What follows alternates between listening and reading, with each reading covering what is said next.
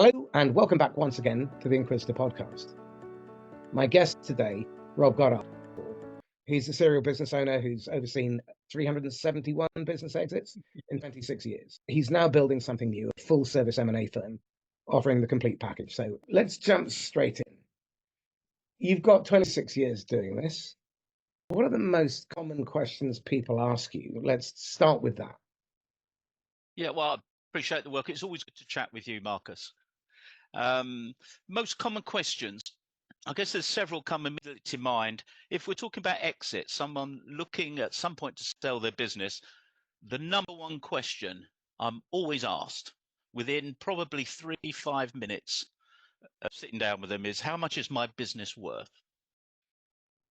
And in fact, that's the wrong question because I have no idea. I'm not interested in buying them. It's worth nothing to me. I've never taken a business to market with a guide price, because a business is worth what someone's prepared to pay for it. That means you've got to go out to the market far and wide to find a variety of potential suitors, all of whom they'll see the same set of accounts, they'll see the same sales prospectus, and they'll all come up with different offers. Yet they've all seen the same information. So I know that you can't value a business on a P&L on a balance sheet. It's so much more, it's deeper than that. It's effectively what that business could do if it was purchased by the acquirer, what that business could do for the acquiring side, not the seller. So it's seeing it from an acquirer's point of view rather than my clients. Can I just interrupt? Because there's a really important parallel for the audience to pay attention to here. If you are supply side in your selling, you're looking for needles in haystacks and you're going out there looking for the random customer who happens to be in the market to buy what you have at that moment. Maybe 3% of your market. The alternative is demand side, which is to go identify demand that is unmet and unrealized, and then help those customers achieve that so that the customer brings you the needle. And this is about being customer centric in the same way that you have to be acquirer centric if you're setting your business up to sell. And if it's early in the business, start with a blank sheet of paper and think about who your potential acquirer might be and what would make you attractive to them. Completely agree. A good friend of mine, Mike Winnett, set up a business with 3 other pals, and they did exactly that. They determined who might like to buy the business that they were interested in setting up, and they spent 3 years and then sold it for 8 million quid from a startup. Okay, divide by 4. But the principle was that what they had is the buyer in mind, because an acquirer really is another name for a customer in a sort of normal selling cycle. They are going to pay cash, hopefully, to buy a paper entry called a share certificate. So I find that sellers, business owners that are looking to sell, make the common mistake that they turn up at negotiation meetings to present about their business, and that's the wrong approach. It's the as you've said years ago to me, it's the show up and throw up mentality, and that doesn't go down well with buyers. What they want to hear is, if we bought your business, what could that new business look like if we were lucky enough to acquire your company? It's a very different mindset. Well, if you're trying to maximize the value in a business, presumably metrics like the cost of customer acquisition, cost of goods sold, the level of repeat business, the level of converted referral business, sales cycle lengths, these things matter more than how many dials people made and all this other stuff.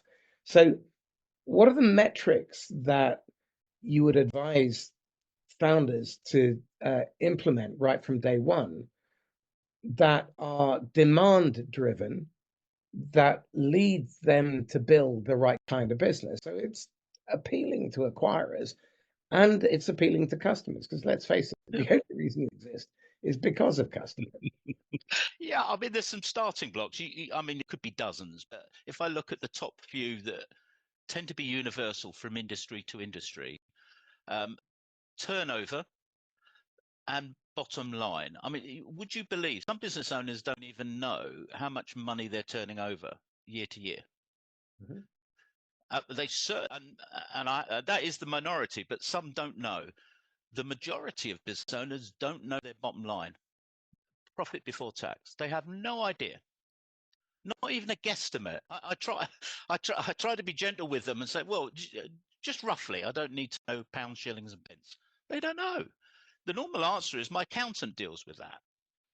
Well, that's abdication of responsibility as a business owner. So you should definitely know top line and bottom line. I ask them repeat buyer rate. How many of their clients last year have bought from them this year? This is really important for an acquirer because when you're buying a business, as I've done myself personally, one of the things you fear and the big risk is on a change of ownership, I might have customers, loyal customers that terminate and go elsewhere. Particularly as I might increase the prices. So it's a big concern for an acquirer about stickability of clients. And to that effect, how many of their clients, or how many of your clients rather, are under contract? Or are they not? Are all your clients just the phone rings and they give you another order? Well, that's really risky for a buyer.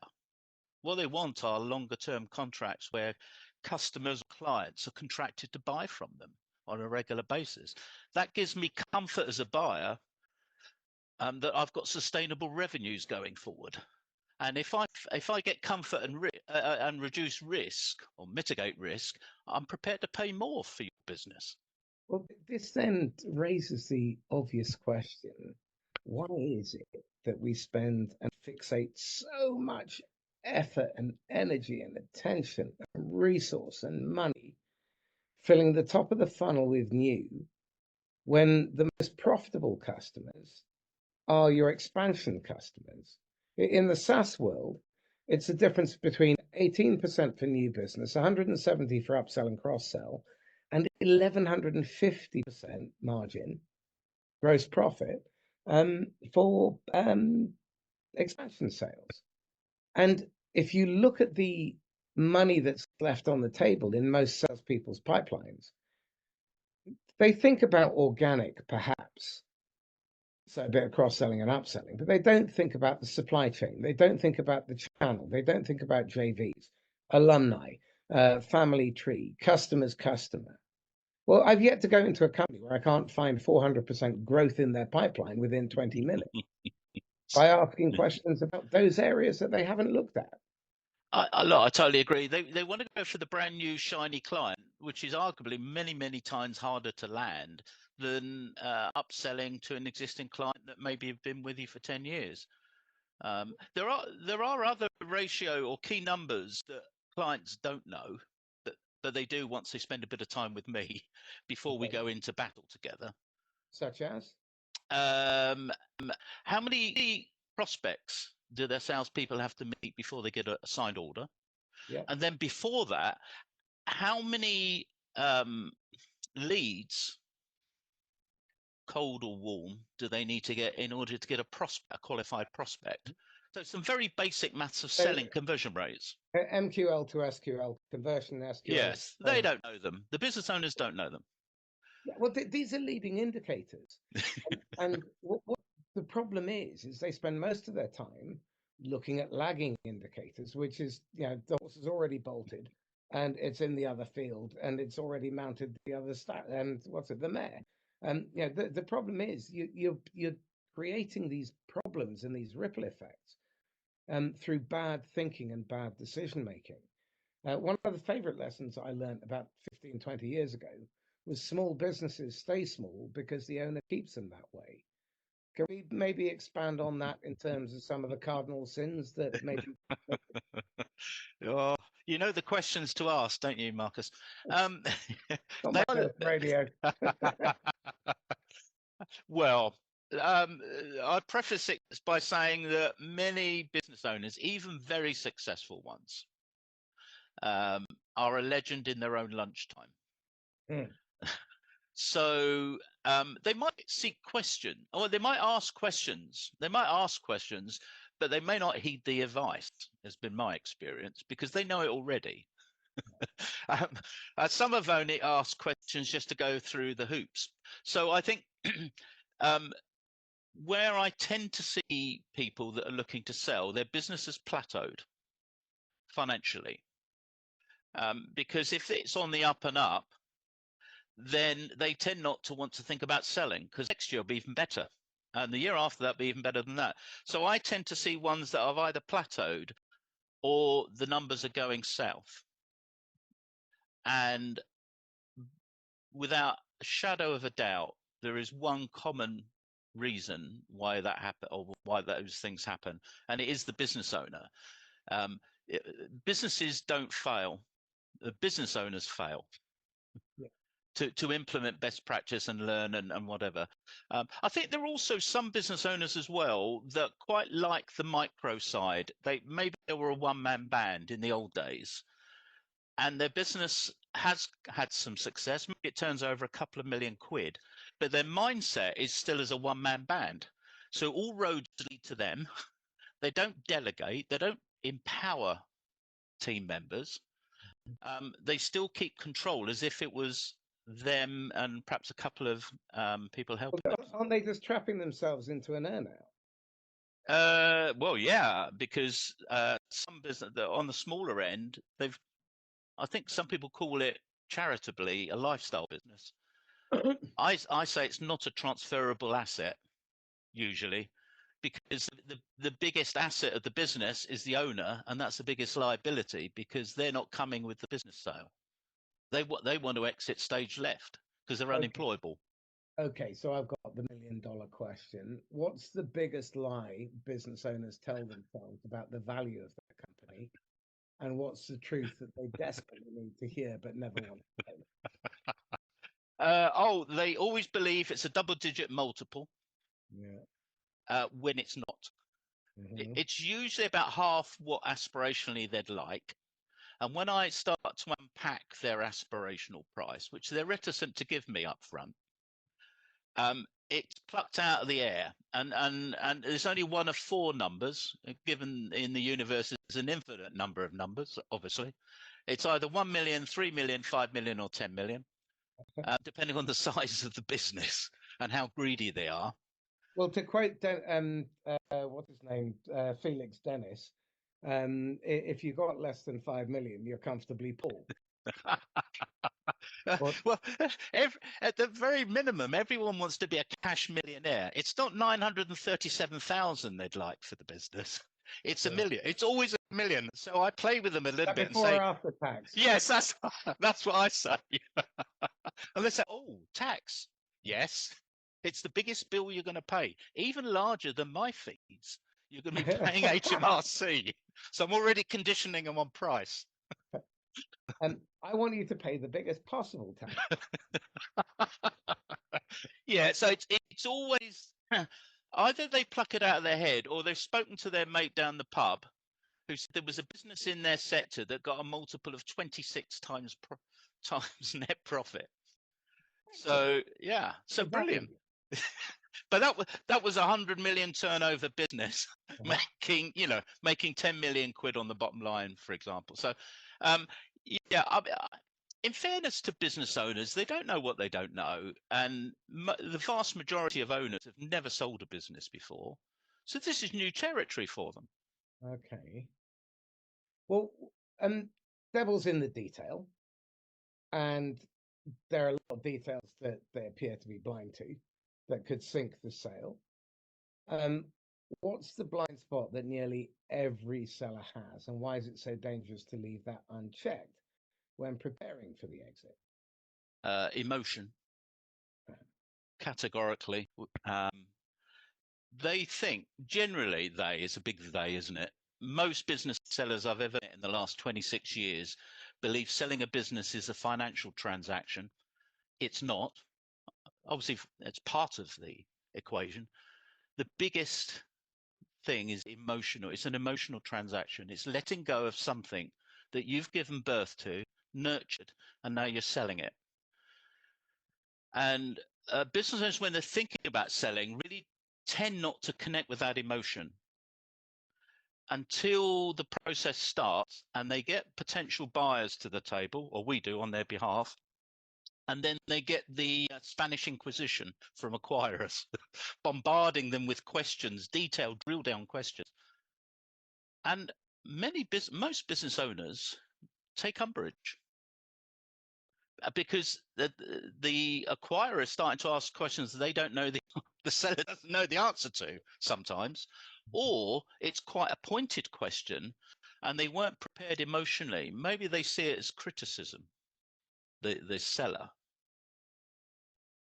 Well, you can never be emotionally attached to the outcome of any sale.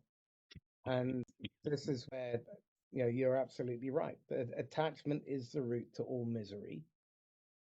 And if the acquirer, who is a customer, a buyer, wants to have answers in order to feel safe making the investment, Yeah. there's nothing unreasonable for them to ask. And if you get defensive because of your lack of preparation, that's more about you than them. Well, you see, you prepare them, and we prepare them before the meeting. We coach them. Yeah. Days before. But often they ignore it. When they're in the heat of battle, they reverse to type. And so I learned this from our good friend Philip Delisle. I have a Yeah. pen in my hand below the table. Yeah.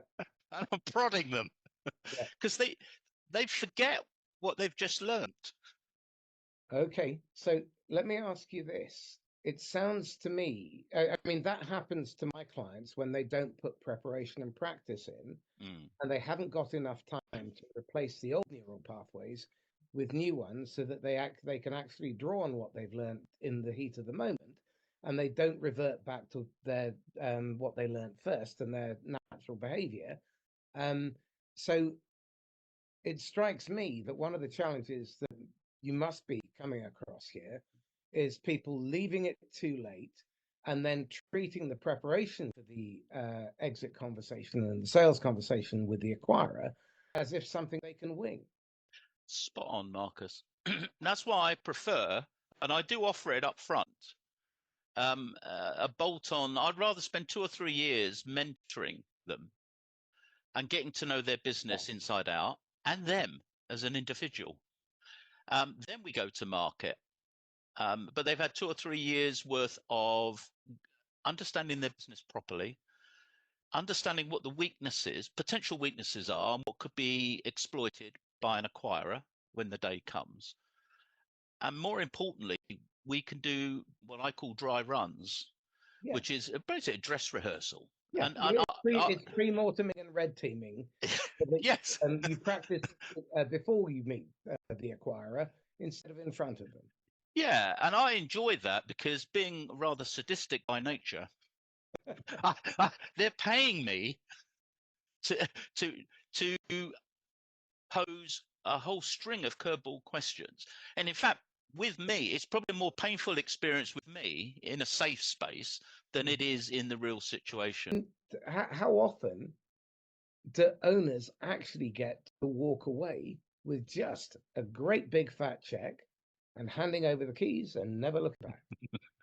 Be a big vax zero, that one. Right. Okay. Why not? Never. Because there's risk, and they haven't satisfied, the acquirers' reticence and concerns that it might all go Pete Tong the day I buy it. Okay. So if you had a blank sheet of paper and you're a founder, what would be the priorities and how would you focus your attention on what mattered most in order to ensure that you had a sale ready business at any point when you were ready to sell it? Number one, you're not part of the business as the owner. Yay. It's the biggest stumbling block, and it's the biggest reason why an acquirer would want you to stay on for 2 or 3 years and become an employee again and do what they tell you to do. It sounds horrendous, doesn't it, Marcus? Whilst getting diluted. Yeah. Yeah. So make yourself redundant from your own business. You can't do it overnight, but do it over a period of time. Go to 4 days a week, then 3, then 2, and then once a month at board meetings. So you just, as a chair, in effectively a chairman role, keeping an eye on your investment and your business. But that means you've got to build a talented team around you that will deliver the results. It mustn't be you as the owner. So, from what Rob's saying, one of the most important things in terms of creating real value in the business that other people will want to acquire is having a predictable outcome to hiring. So how do you do predictive hiring so the people that you hire succeed in the role, fit in, improve over time, and stay? Yeah, definitely. The second thing they must do, apart from making themselves redundant from their own company, is get robust financial reporting as part and parcel of their of the company's processes. And what does that mean in practice? What do they need to be able to see on a daily, weekly, monthly Right. basis? Well, definitely monthly management accounts that give an update on the P&L and the balance sheet, and then compare it to this time last year. That's a must. Any buyer is going to ask for that. Obviously, you need your statutory accounts available. Most people have got them somewhere on their C drive. If you're not getting monthly management accounts, because your accountant's resistant, sack your accountant because you've outgrown your accountant. Find one that does it as part and parcel of what they offer to their clients. I've known poor accountants that are not up to the job to kill a deal because there's errors in the accounts, the statutory accounts, there's gaps. These things put the wind up buyers and they'll just walk away. Or they will say, well, we were going to offer you 2 million, but with the finances as they are, there's too many questions. It's 750,000, not 2 million. Take it or leave it. And this again speaks to the stuff that we're always talking about, which is how buyers buy. Buyers filter through 3 filters when they're going to make an important decision. The first one is risk. Will this deliver the outcome I intend to rent? And if I decide to do this, will it bite me in the bum later? That's it. Once I've bought, can I depend on this person to have my back? And if anything goes wrong, to make it right? If you don't pass those risk filters, you don't go through the second filter, which is opportunity cost, which is if I spend my time, my money, my attention, my resources on this, what else could I be spending it on that will give me a better bang for my investment? So, third and last and low down the pecking order is value and ROI. Because if you don't pass muster on the first 2, then you're not going to make it on the other. So when you're selling your company, what Rob's advice appears to be is to make bloody sure that the acquirer has no reason to perceive unnecessary risk, that the alternatives are incontrovertibly less attractive, and the upside value is there latent in the business, and they're not going to have to make the sausage all over. But what they can do is they can build on what you've already created so that they can make more money and create more value in the asset. Is that a fair summary?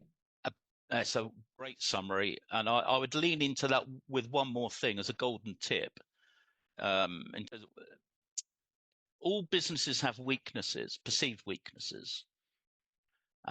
You can use that in a negotiation with an acquirer, because acquirers are looking for some quick wins as well as a long-term ROI.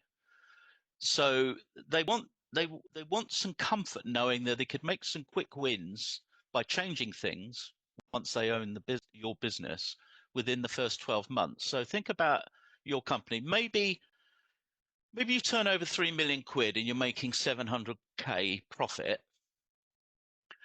but you're really poor at marketing. You're not proactive. The phone rings. That's your marketing strategy. Someone rings in and says, "Could I buy X, Y, and Z?" I always turn that around with acquirers and say, "Look, our client's making 700k on the bottom line, but they're doing everything wrong almost." Yeah. You know, for instance, there's no proactive marketing. There's no marketing strategy. We've seen that your company, Mr. or Mrs. Big Buyer, is good at this. You're really good at this. This is something that my client's business could benefit from, that would benefit you were you to acquire it.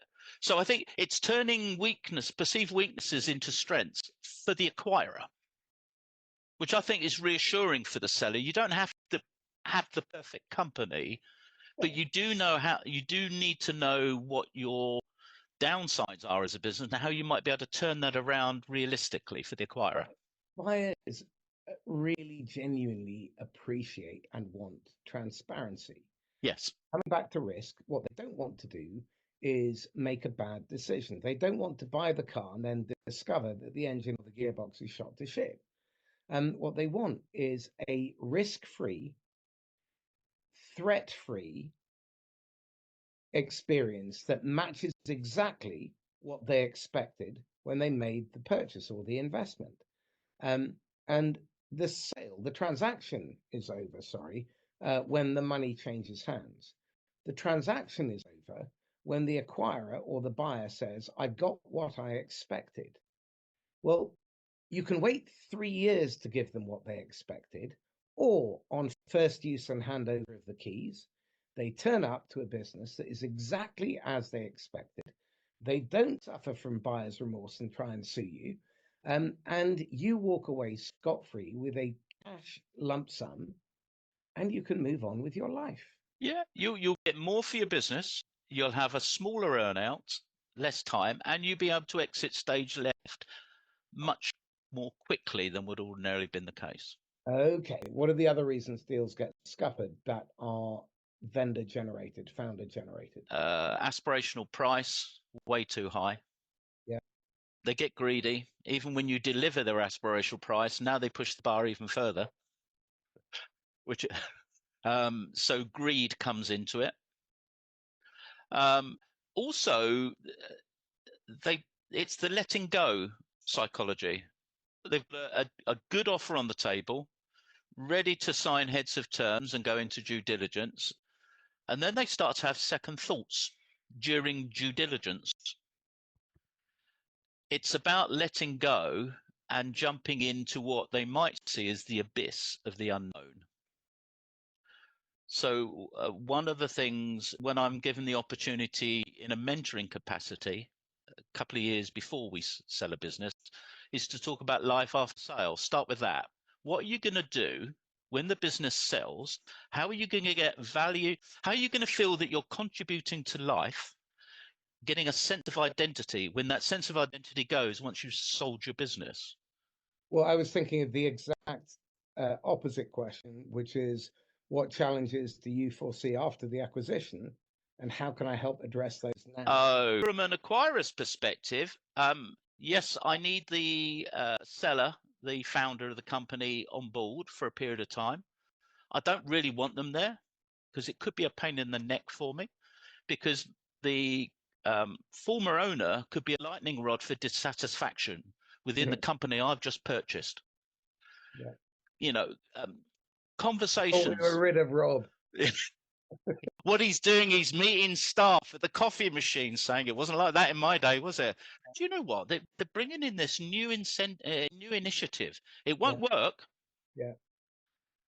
So as an acquirer, I'm very mindful of that, and I'd want to get the old owner out as soon as possible.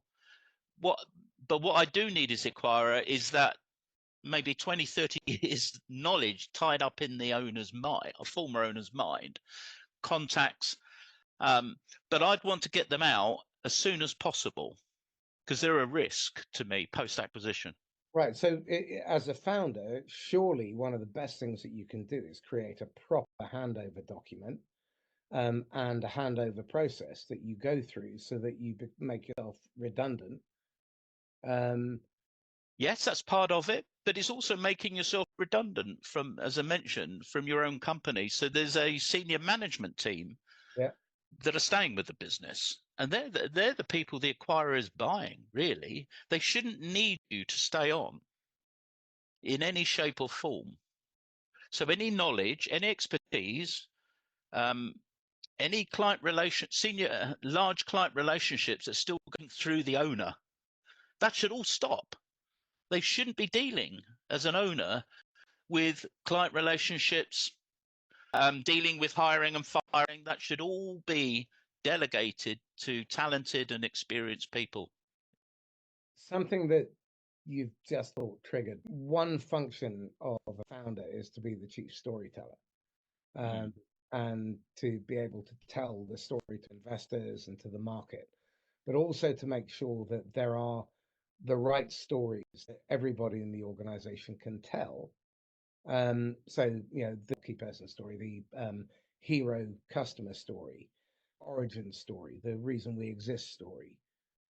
What would you advise people to do in terms of developing their ability not only to create great story, but then to be able to deliver it in a compelling way, so that the audience doesn't feel the urge to slit their wrists?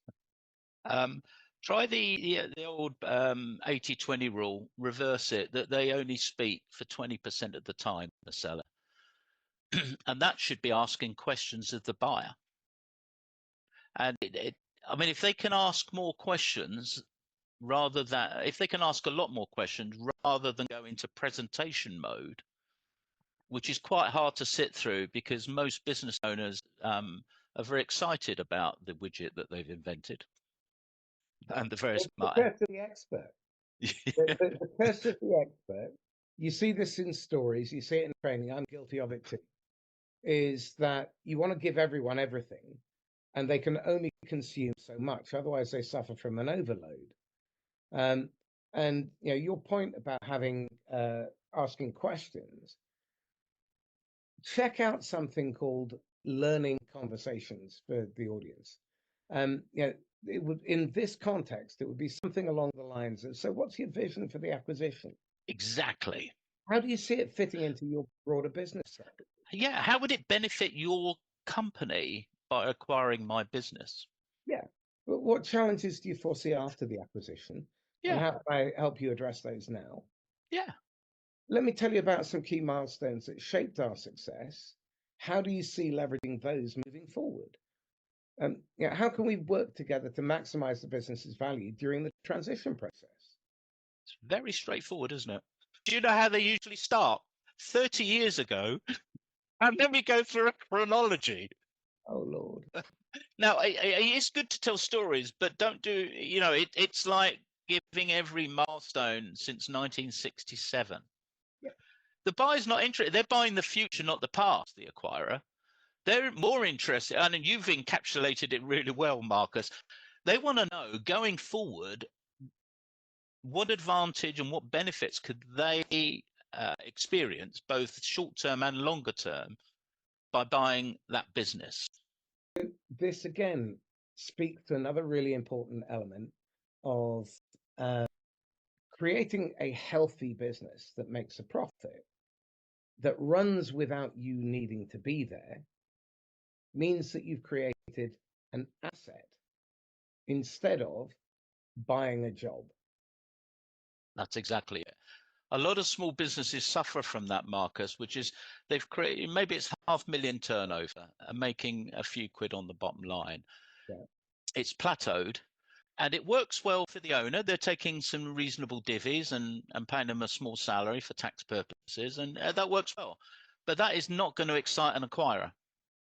Absolutely. So, but, building on your idea that, or your statement that people are buying the future, not the past.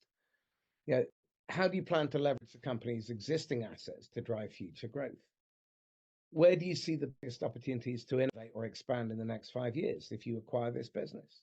And those sorts of insightful questions could, for some of the sellers, be a career opportunity, their next career opportunity, because the buying company might say, look, we'd like you to head up the European arm. Yeah. And if that was something that was of interest to the seller, they've just opened up a really good opportunity for work.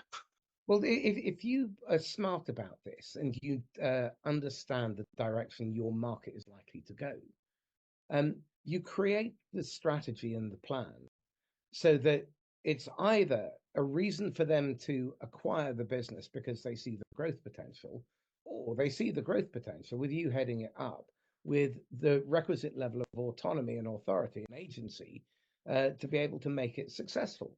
And because you've got a clear plan that they can believe in, that's in their language, and this again is another major problem. You see it in sales with departments like HR and marketing not being able to get deals over the line because they don't put their proposition in the language of finance. If they did, finance would then be able to make an easy assessment. In the same way, investors don't invest in companies they don't understand, and so they ask protection questions. Exactly. Yeah.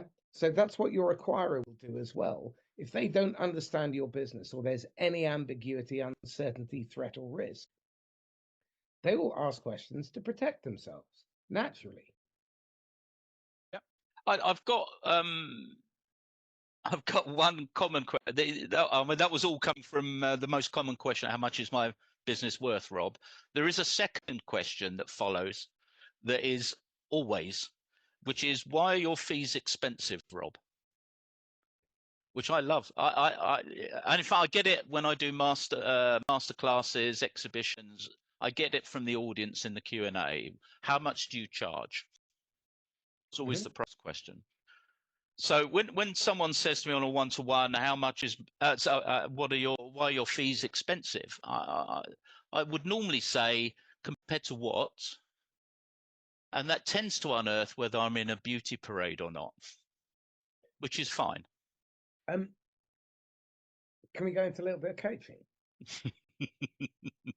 If you see an objection not as something to be handled, but as an invitation to intimacy, it's someone inviting you over the threshold and into the hearth, saying, I'm uncertain, I don't feel safe. Help me understand. And you look at it as a catapult to get closer, as a learning opportunity. When someone asks you about your price and why you're expensive, and you were to respond, Rob, it's a very fair question, and I'm delighted that you asked. Tell me something. There must be a reason why you're asking about price at this stage. Do you mind telling me why that is?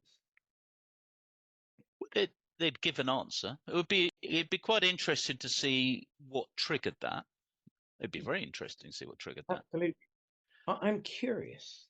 Do you mind telling me why you asked me that question at this particular moment? That's your follow-on Yeah. question.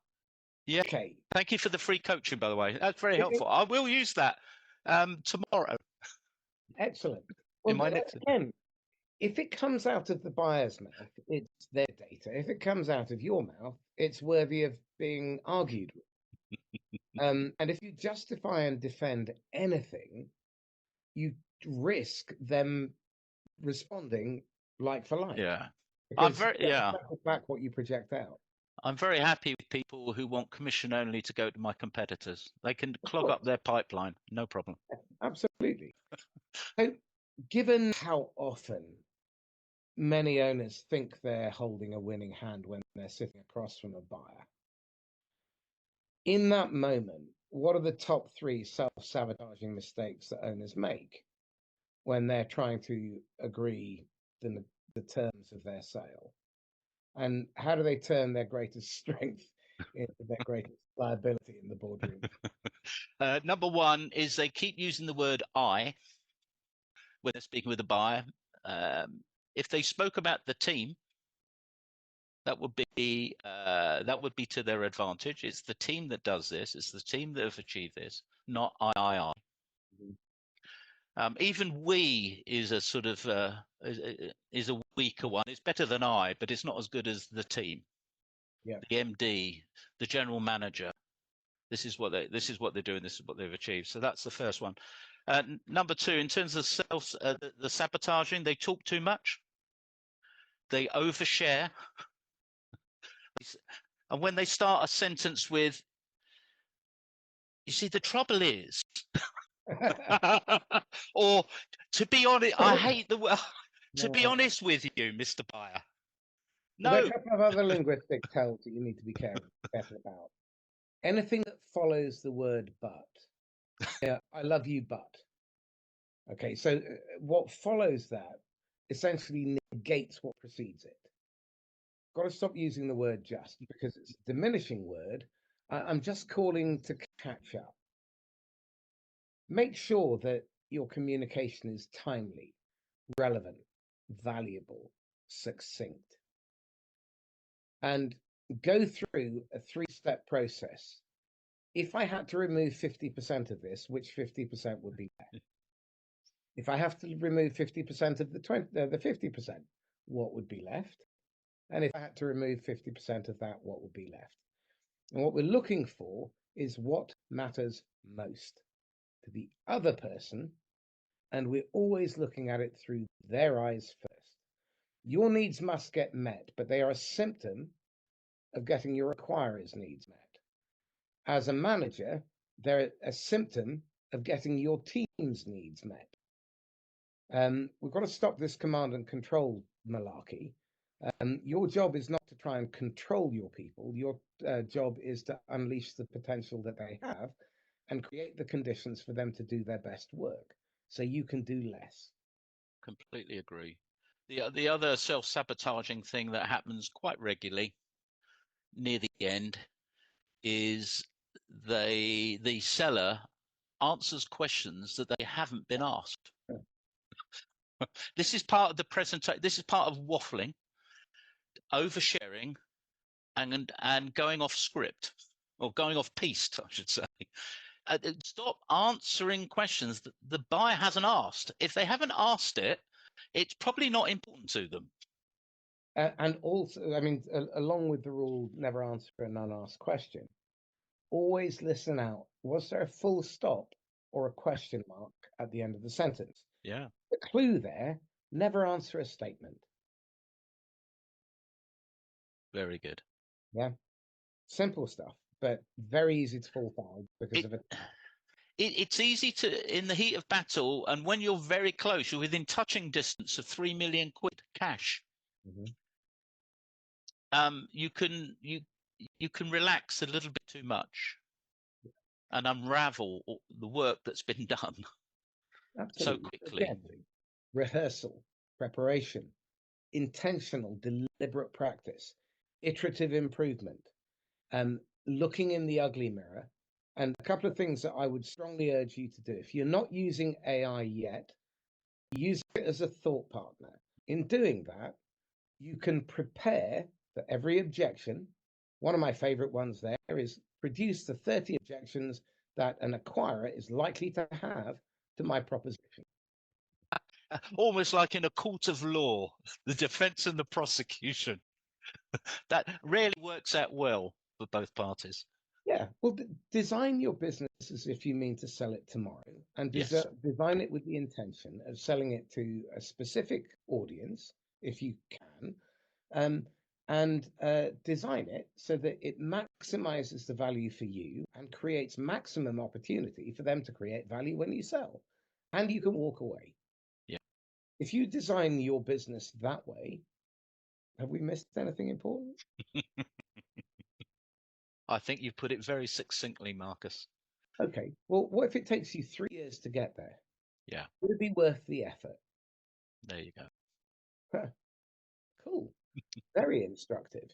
Rob, thank you. Tell me, you've got a golden ticket. You can go back and whisper in the idiot Rob's ear, age 23 or so. You're invincible, immortal, and undoubtedly was right. What advice would you have given young Rob that he would have ignored? 2 bits. Listen more. Also, go for it. Procrastination can kill a business. So those two, I used to be quite hesitant, even though I was quite self-assured in my 20s and 30s. I was still reticent to make decisions because of the fear of failure.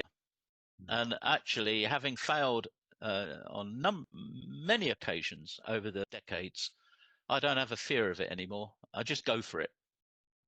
So that's what I would say to my 23-year-old self. And also the wise counsel of others. I may not go with what they say, but I'll be well informed.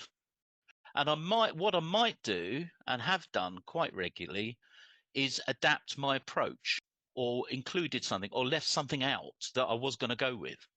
So I think, the boards can be, boards in companies can be, if they're handled right, could be a real hotbed for initiative, ideas, chewing things over and getting a better result than one person making a decision on their Todd.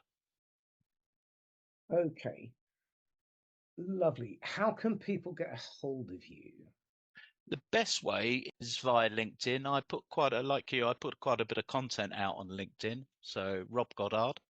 The only thing I ask that if someone makes an invitation to connect and then within a nanosecond try and pitch to me, I'll unattach from that relationship. So please, I'm very open to connecting with anyone, because you never quite know whether that might be quite helpful for both of us later on down the line.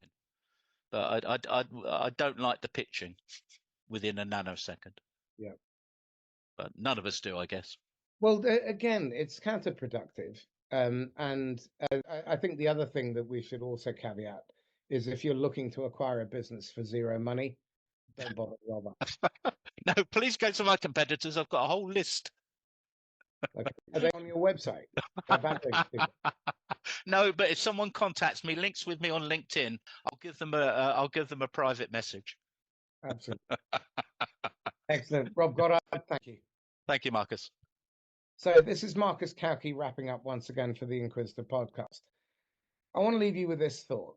Selling or growing your business is about much more than just the numbers. It's about aligning with the right vision, asking the right questions, setting yourself up for success. Whether you're preparing for an exit, looking for an acquisition, navigating for growth, the right strategy can make all the difference. If today's conversation has sparked new ideas or made you realize that there's more you need to explore, don't wait. Reach out either to me or to Rob. The path to success is built on clarity, action, and the courage to make the right moves at the right time. Until the next time, stay curious, stay committed, keep pushing the future you want to create, and happy selling. Bye-bye.